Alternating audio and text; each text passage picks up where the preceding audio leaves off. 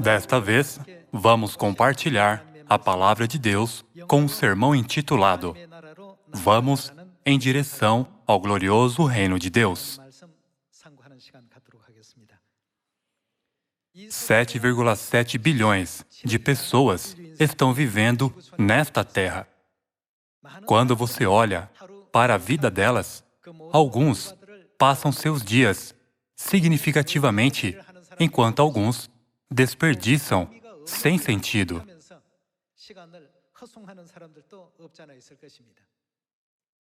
O que Deus irá pensar de nós se Ele nos visse agora?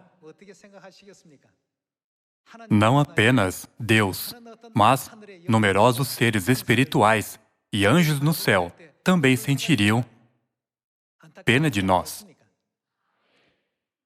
Contudo, o que Deus pensaria quando estivéssemos indo em direção ao glorioso reino do céu? Ele não irá nos elogiar. Eles estão vivendo uma vida boa e correta e nos abençoar? Hoje, vamos estudar o livro do Eclesiastes, onde o autor diz vaidade muitas vezes. Eu fiquei curioso. Quantas vezes é dito vaidade?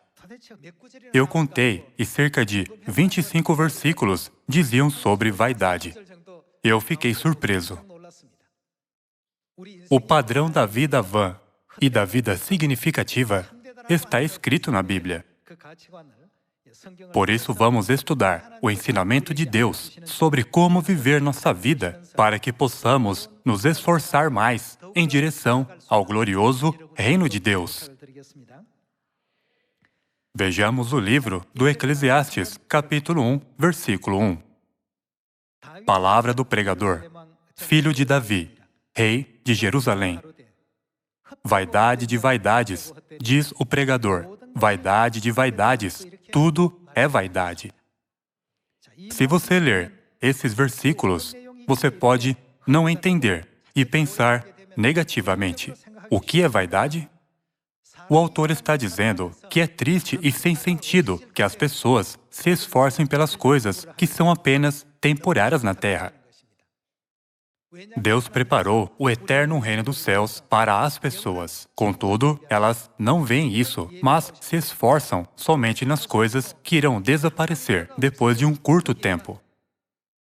No mundo espiritual, Deus olha para as pessoas e diz: vaidade, vaidade, tudo é vaidade.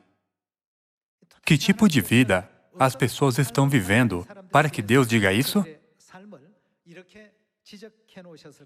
Vamos continuar com o versículo 3.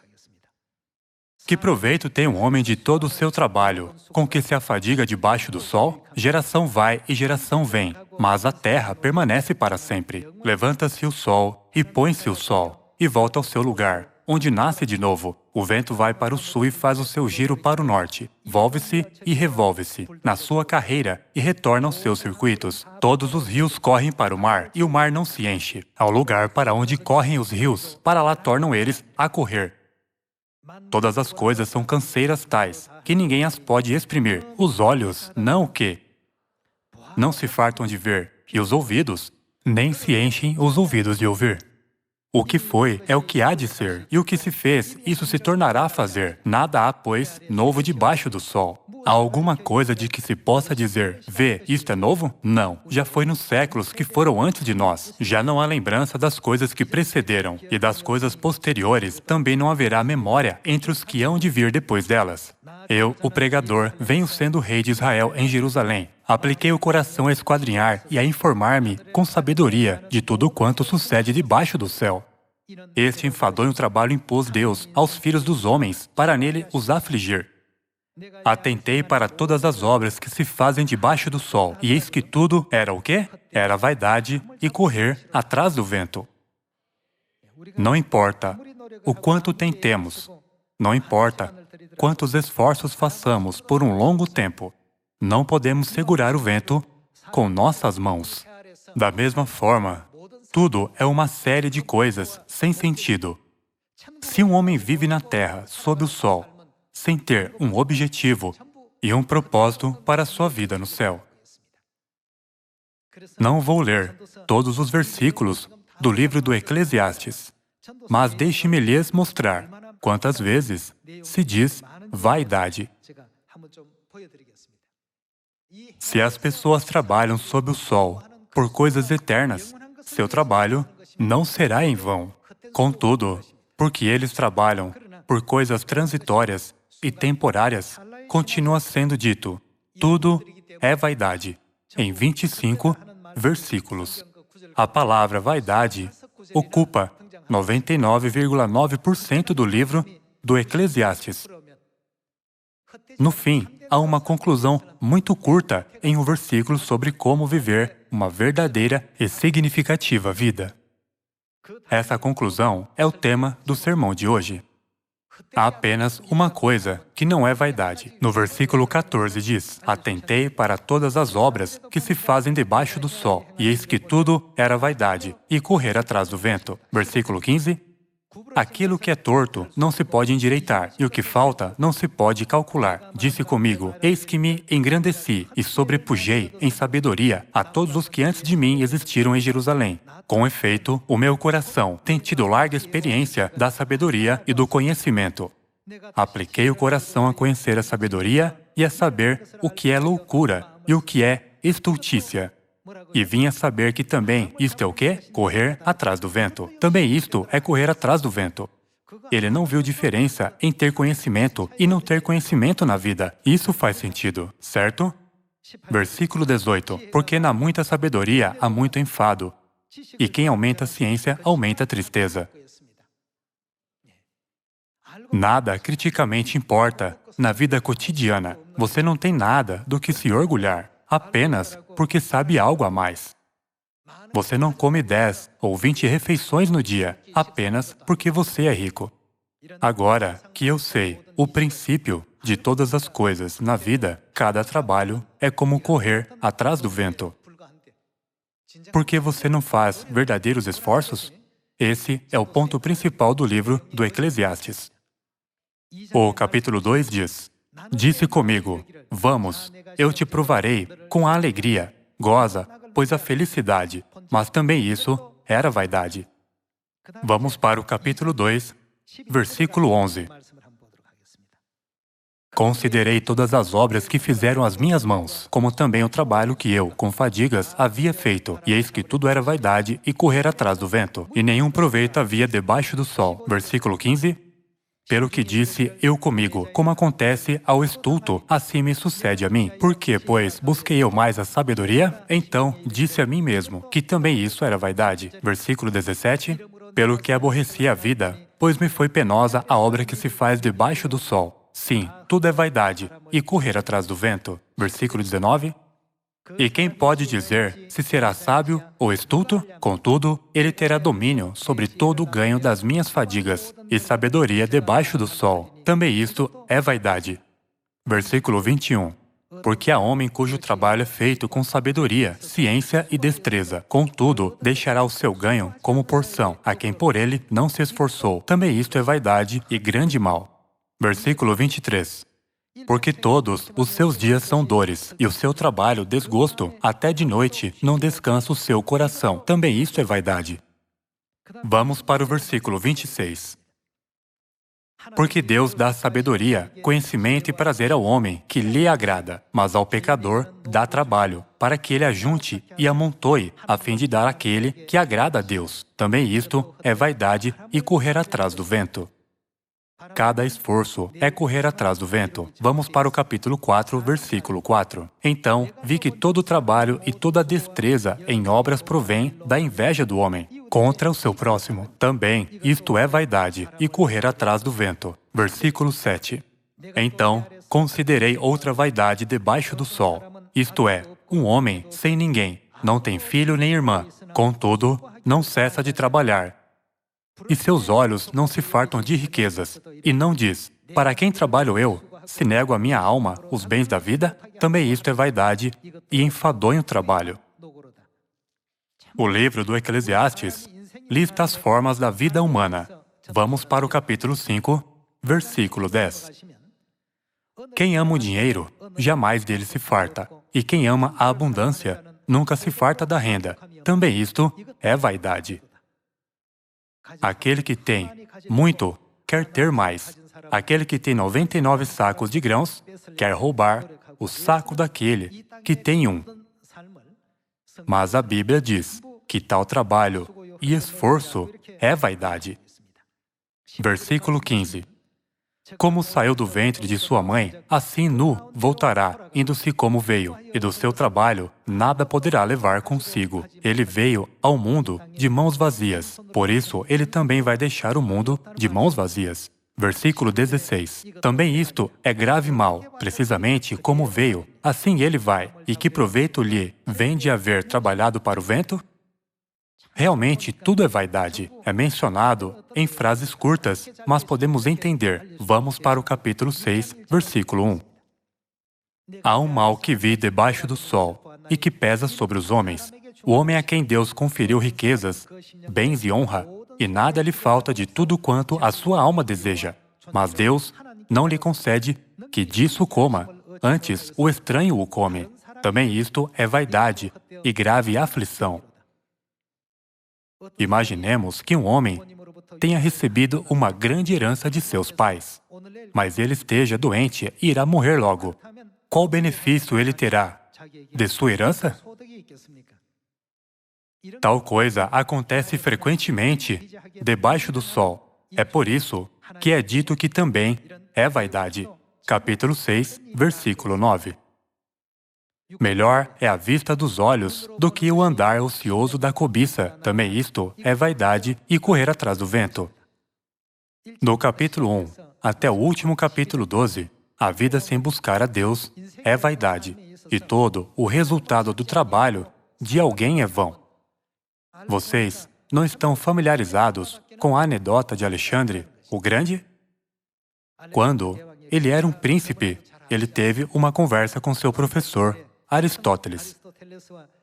Um dia, seu professor perguntou a ele: Príncipe, por que você quer se tornar rei? Eu quero me tornar rei para conquistar o mundo. Qual país você irá conquistar quando se tornar rei? Eu vou conquistar a Ásia primeiro. Se você conquistar a Ásia, o que fará? Vou conquistar a África. E o que fará depois? Se você conquistar a Ásia, a África e a Europa, não haverá mais terra para conquistar. O que você fará depois? Ele já estaria velho. Nesse momento, conquistar territórios não pode ser feito em um dia. Por isso, ele disse: eu vou morrer depois disso. O que mais posso fazer, além de morrer? Morrer depois de conquistar outros países e morrer sem conquistar é o mesmo. Por que você se esforça para conquistar outros países? Eu acho que foi uma boa pergunta de um bom professor para seu aluno. O fim da vida humana é o mesmo. Alexandre, o Grande, morreu jovem. Ele tinha apenas 33 anos. A história diz que ele morreu de febre tifoide enquanto conquistava países. A questão é se ele precisava conquistar outros países sacrificando tantas vidas. Isso também não foi vaidade.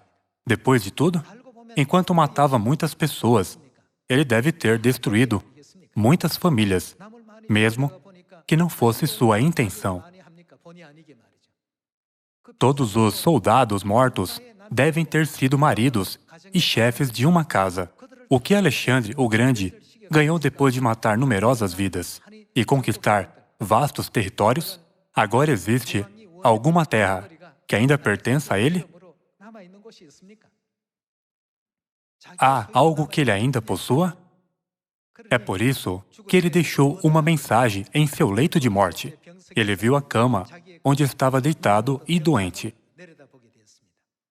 Era uma cama pequena e o lugar onde ele estava deitado estava amassado. Toda a área que posso ocupar quando morrer é de apenas alguns metros quadrados.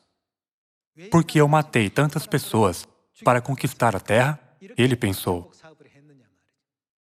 Seu último pedido foi: deixe minhas mãos para fora do caixão. Historiadores dizem que ele deve ter dito isso, querendo deixar uma lição de que ele deixou o mundo de mãos vazias, mesmo após ter conquistado muito no mundo. Irmãos, quão vão e sem sentido é. Ele não ganhou nada na terra. Heróis, pessoas ricas, políticos e pessoas de poder parecem ter muito e governam sobre muitas coisas no mundo. Mas quando o tempo passa, eles chegam ao fim na terra. Salomão também desfrutou de tudo, como um rei na terra, certo? Ele não se negou de nada que seus olhos desejavam. Ele não recusou o prazer ao seu coração. Seu coração tomou deleite em todo o seu trabalho. Mas ele disse que tudo era vaidade. Ele deixou tais registros no livro do Eclesiastes, porque ele sentiu pena das pessoas que se esforçavam por coisas vãs. Vejamos o livro do Eclesiastes, capítulo 7, versículo 5. Melhor é ouvir a repreensão do sábio do que ouvir a canção do insensato, pois, qual o crepitar dos espinhos debaixo de uma panela, tal é a risada do insensato. Também isto é vaidade. Explicando a vida das pessoas, ele, repetidamente, disse vaidade. Vamos para o capítulo 8, versículo 10. Assim também vi os perversos receberem sepultura e entrarem no repouso, ao passo que os que frequentavam o lugar santo foram esquecidos na cidade onde fizeram o bem. Também isto é vaidade. Os nomes daqueles que fizeram o bem e aqueles que fizeram o mal estão todos esquecidos e enterrados. Isso também é vaidade. No capítulo 8, versículo 14 diz: ainda há outra vaidade sobre a terra, justos a quem sucede segundo as obras dos perversos, e perversos a quem sucede segundo as obras dos justos. Digo que também isto é vaidade. Há vários tipos de circunstâncias na vida humana. Vamos para o capítulo 11, versículo 8. Ainda que o homem viva muitos anos, regozije-se em todos eles. Contudo, deve lembrar-se de que há dias de trevas, porque serão muitos. Tudo quanto sucede é vaidade. Vejamos o capítulo 11, versículo 10. Afasta, pois, do teu coração o desgosto e remove da tua carne a dor, porque a juventude e a primavera da vida são vaidade. Vamos para o capítulo 12, versículo 8. Vaidade de vaidade, diz o pregador. Tudo é vaidade. Eu li para vocês parcialmente, mas, se vocês lerem do capítulo 1 até o último capítulo, poderão ver como as pessoas vivem. Qual é o sentido da vida de Alexandre o Grande, que morreu apenas depois de trabalhar? Qual o sentido da vida de Gengis Khan? Embora ele tenha derrotado numerosos inimigos e tenha se esforçado muito para conquistar outros países em sua vida, isso se tornou vaidade e uma coisa vã depois de tudo. As pessoas estão investindo seu tempo em coisas sem sentido. Quando Deus vê as pessoas vivendo na terra, Ele diz que elas estão vivendo uma boa vida? Sobre tudo isso, Salomão disse, no livro do Eclesiastes, capítulo 12, versículo 8, vaidade de vaidade, tudo é vaidade. Enquanto fazia o trabalho de conquista, ele não podia cuidar de sua família, mas sempre estava em campos de batalha com soldados. Então, o que ele levou quando morreu? Quando Gengis Khan morreu, o que ele levou ao deixar o mundo? Ele não pôde levar nada. Alexandre o Grande também deixou o mundo com nada em suas mãos. Dessa forma, tudo é vaidade. Contudo, o livro do Eclesiastes nos faz saber uma coisa que não é vã ou vaidade. Capítulo 12, versículo 11. As palavras dos sábios são como aguilhões e como pregos bem fixados as sentenças coligidas, dadas pelo único pastor. Demais, filho meu, atenta, não há limite para fazer livros, e o muito estudar é enfado da carne. Nossos membros estudantes iriam gostar desse versículo, mas os estudantes devem estudar duro na escola. Esse não é o dever dos estudantes? Vejamos o versículo 13. De tudo o que se tem ouvido, a suma é: teme a Deus e guarda os seus mandamentos, porque isto é o dever de todo homem. O ponto-chave está comprimido neste versículo. Seguir todos os ensinamentos de Deus e seus mandamentos é o dever de todo homem. Isso é o que devemos fazer. Está escrito que este é o dever mais fundamental e o que é correto para o homem fazer enquanto vive na Terra. Muitas pessoas querem se assemelhar a grandes pessoas na história. Eles querem ser um conquistador como Alexandre o Grande e um famoso conquistador como Gengis Khan. Eles têm muitos sonhos como esses. Mas o que eles puderam levar no final? Nenhum deles pôde levar algo. Mas aqueles que temem a Deus, têm boa fé em Deus e guardam seus mandamentos, como está escrito no livro do Eclesiastes, capítulo 12, versículo 13, com certeza levarão algo. Eles têm um lugar para ir. O eterno reino dos céus está esperando por eles. A Bíblia não quer dizer que devemos ter um estilo de vida negativo ou um negativo ponto de vista sobre a vida terrena. No lugar disso, significa que devemos pensar sobre o que é mais valioso na terra. Através de Salomão, rei da sabedoria, que desfrutou de toda a riqueza e esplendor, Deus deixou essas palavras. Para onde irão aqueles que temem a Deus e guardam seus mandamentos? Não é para o reino dos céus? Nunca desistamos do glorioso céu. 2000 anos atrás, Jesus sempre fez seus discípulos terem a esperança para irem ao céu, embora ele fosse muito perseguido pelos judeus e tivesse dificuldades. Vejamos o Evangelho de João, capítulo 14. No capítulo 14, versículo 1 diz: Não se turbe o vosso coração. Credes em Deus, crede também em mim. Na casa de meu Pai há muitas moradas. Ao que se refere casa do Pai? O céu. Ele quis dizer: estou preparando muitos quartos para vocês no céu.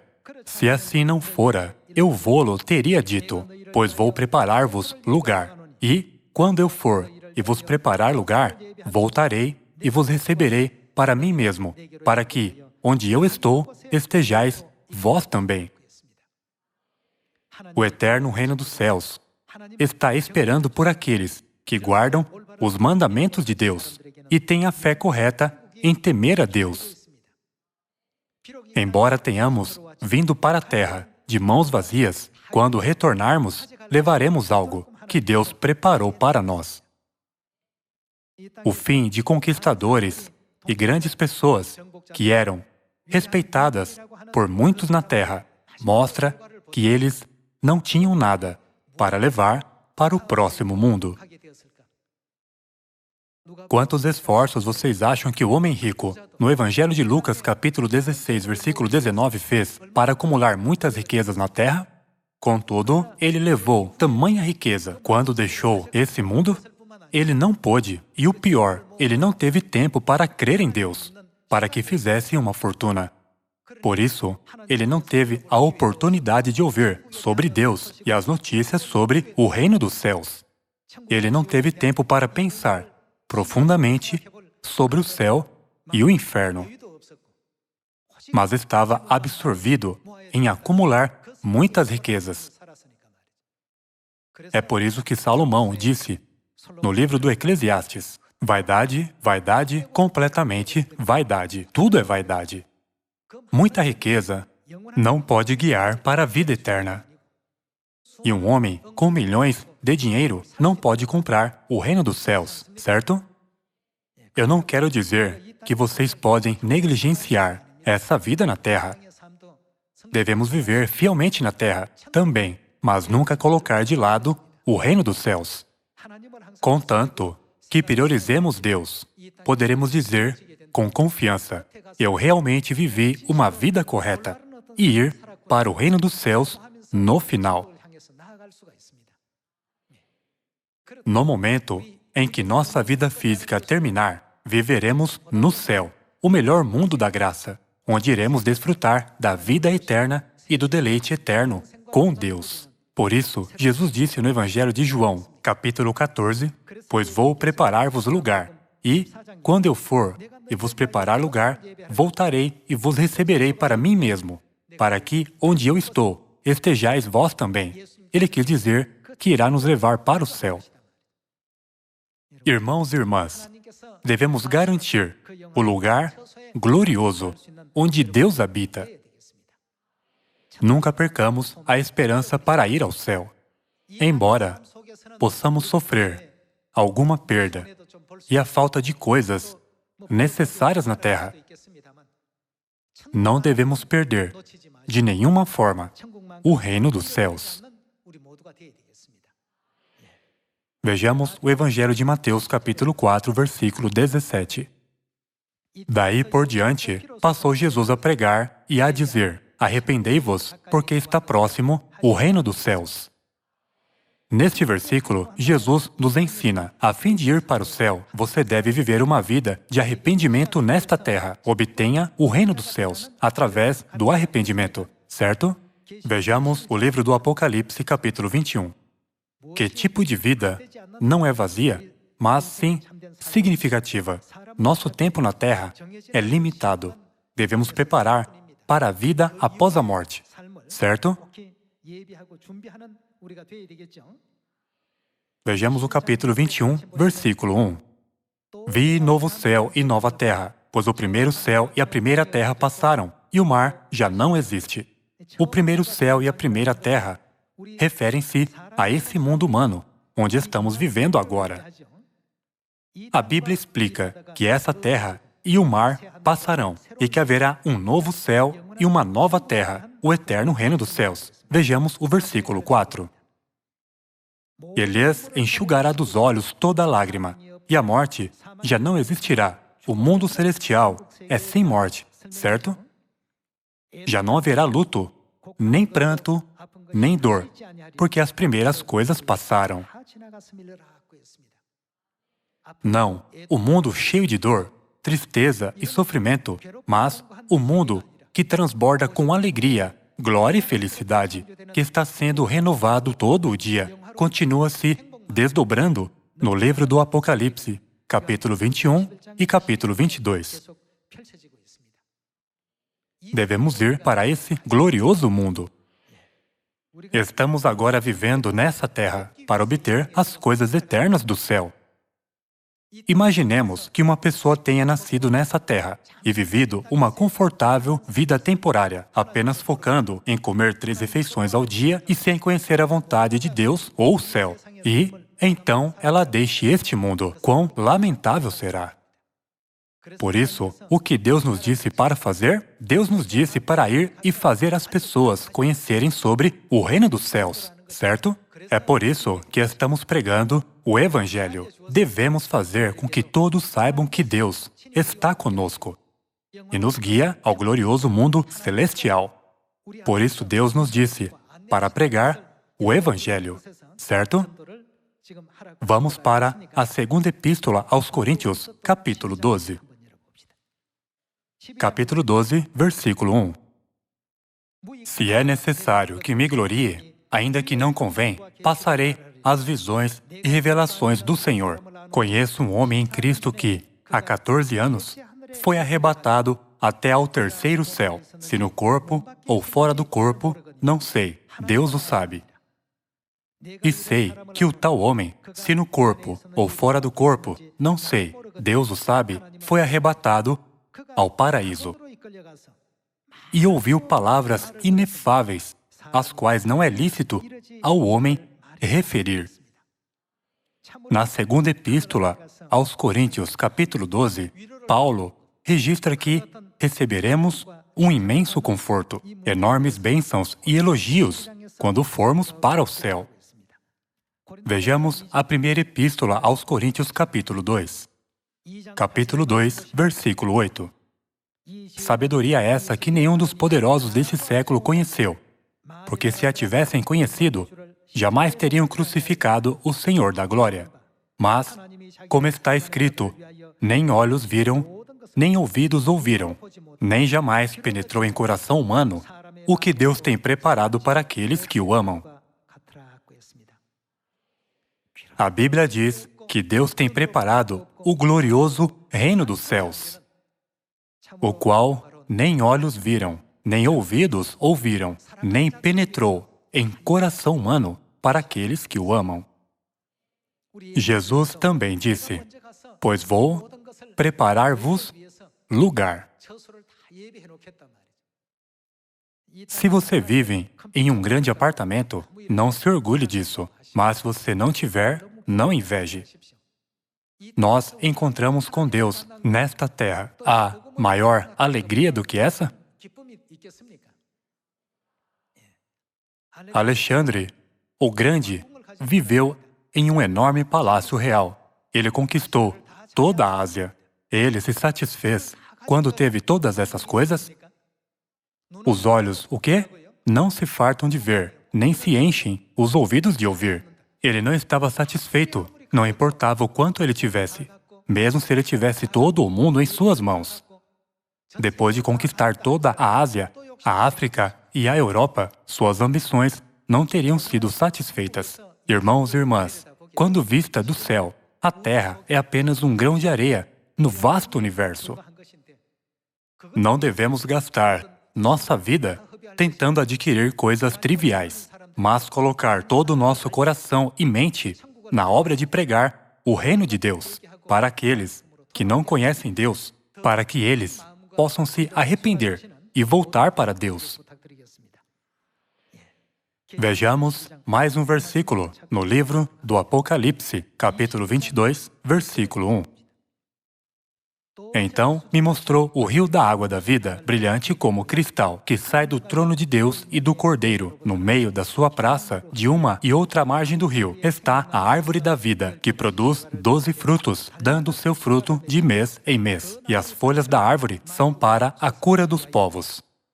Nunca mais haverá qualquer maldição. Nela estará o trono de Deus e do Cordeiro. Os seus servos o servirão, contemplarão a sua face, e na sua fronte está o nome dele.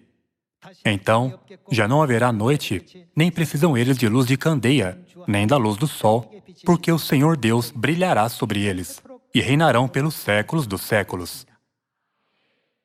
Deus está esperando que cheguemos ao céu e reinemos pelos séculos dos séculos. Ele preparou tal glória para nós. Todos nasceram de mãos vazias e vão deixar esse mundo de mãos vazias. Contudo, nós nunca voltaremos de mãos vazias. Claro, nós também viemos de mãos vazias, mas iremos retornar para o céu com o amor de Deus, bênçãos e a promessa. Todos os nossos irmãos e irmãs que estão em Sião, nunca desistam do reino dos céus, nunca o percam, vençam todas as dificuldades, lembrando que o reino dos céus é nosso. Devemos viver nesse mundo, não devemos? Eu dou a eterna graça e glória a Deus Pai e Deus Mãe, por nos dar tal graciosa e linda esperança. Muito obrigado.